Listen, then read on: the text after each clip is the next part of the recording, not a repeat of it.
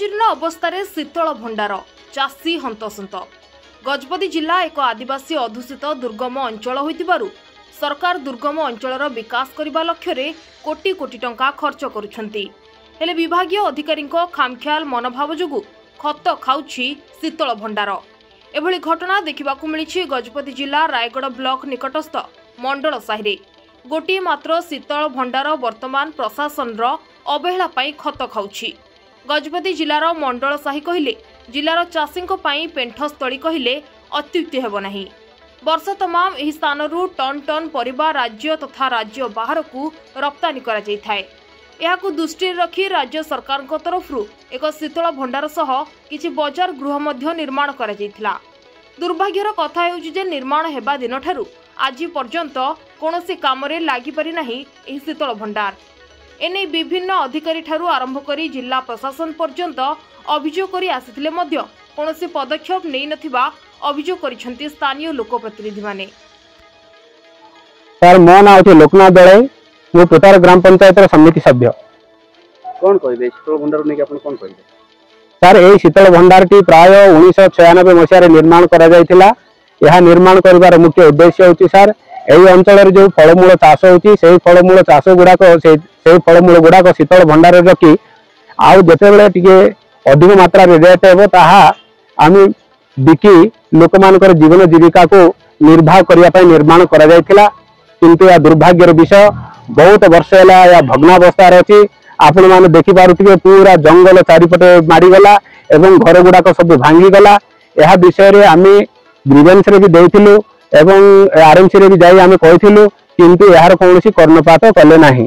किंतु सर मु गोटे कथा कहबाक चाहूँगी जे एते मूल्यवान जमी एते कोटी कोटी टंका यदि सरकार खर्च करिकी आज यह भग्नावस्था अच्छी यह गोटे बहुत लज्जाजनक विषय।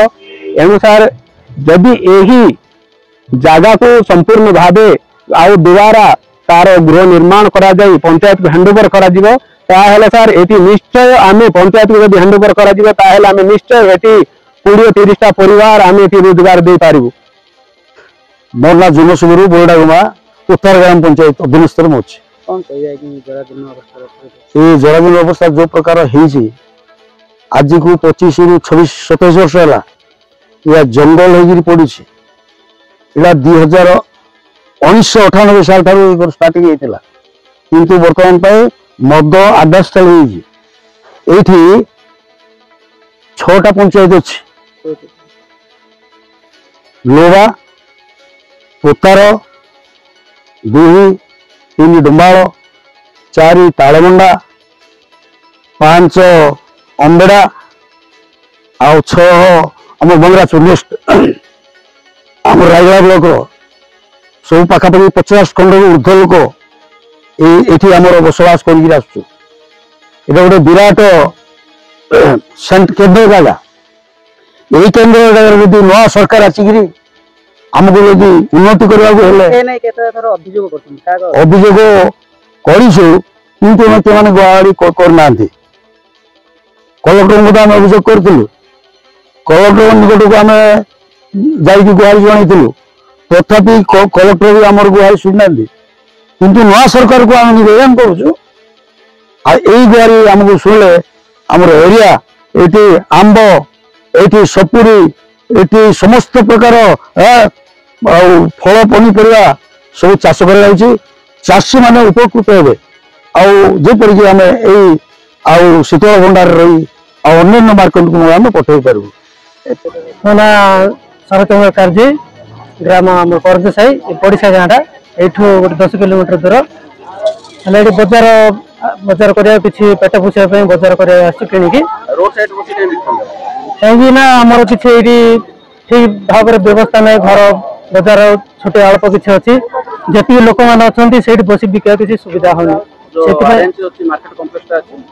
अच्छे बहु वर्ष है पड़ी रही कहीं से तो किसी गवर्नमेंट किसी सरकार मान किसी जोगाजोग किसी करना जदि होता आम से किसी सुविधा पाई था आना कौन करवा ये अवस्था आम खरा तरार बसिकी एपरी छता पकई एमती कर बिकुच आ मोना केशव कार्जी ग्राम सानपुतार ग्राम पंचायत।